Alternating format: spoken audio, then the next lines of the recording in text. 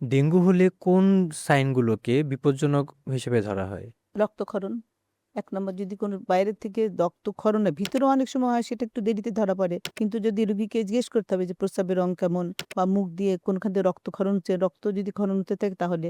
আর যদি ডিসোরিয়েন্টেড হয়ে যায়, রোগী যদি সেন্স একটু নষ্ট হয়ে যেতে থাকে, তাহলে নিতে হবে। যদি খিঁচুনি শুরু হয় অনেক সময়, হুম, কারণ হুম। যখন ডেঙ্গু মারাত্মক আকারে হয় তখন সেটা মাথায়, লিভার, কিডনি সব জায়গাতে আক্রান্ত করতে পারে। যদি এরকম খিঁচুনি হতে থাকে তখন তাকে অবশ্যই হাসপাতালে নিতে হবে। আর রোগী যদি একদম খেতে না পারে, বমি করছে, তখন তো তাকে খাদ্য দিতে হবে। স্যালাইনের মাধ্যমে খাদ্য দেয়া হয়। প্লাজমা লিকেজ হয়। পানি যতটুকু দেবো সেটা অনেক সময় শিরার বাইরে চলে এসে স্কিনের নিচে জমা হতে থাকে। সেটাও একটা কিন্তু মারাত্মক অবস্থা। তো রুগীর খেতে পারছে না, একদম দুমদাম করে অনেক বেশি স্যালাইন দিয়ে দিলাম, ৩ টা ৪ টা লাগিয়ে দিলাম, যেটা ১ম দিকে করতো, অনেকেই করতো। ডাক্তাররাও করতো, যারা জুনিয়র ছিল তারাও করতো। কারণ এটা তো আমাদের দেশে হঠাৎ করে আবার নতুন করে শুরু হয়েছে। আমাদের জানারও কিছু ডেফিসিয়েন্সি ছিল সেই সময়। কিন্তু এখন আমরা জানি যে কতটুক প্লেটের থেকে কতটুকু নামলে পানির পরিমাণ কতটুকু দেব।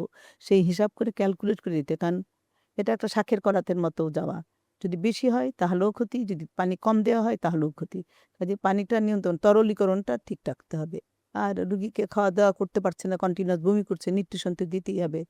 যদি মুখে ওষুধ খেতে না পারে তাহলে ইনজেকশনের মাধ্যমে দিতে হবে। আর একটা কথা মনে রাখতে হবে, অসুখ অনেক সময় একা তো আসে না। অনেক বয়স্ক মানুষদের যদি হয় অথবা শিশু বাচ্চাদের যদি হয়, যাদের আরো অন্যান্য অসুখ আছে, তার সঙ্গে যদি এই সিরিয়াস টাইপের ডেঙ্গুটা হয়, তখন তো হাসপাতালও লাগে, ইনজেকশনও লাগে এবং সতর্কীকরণ আরো বেশি লাগে।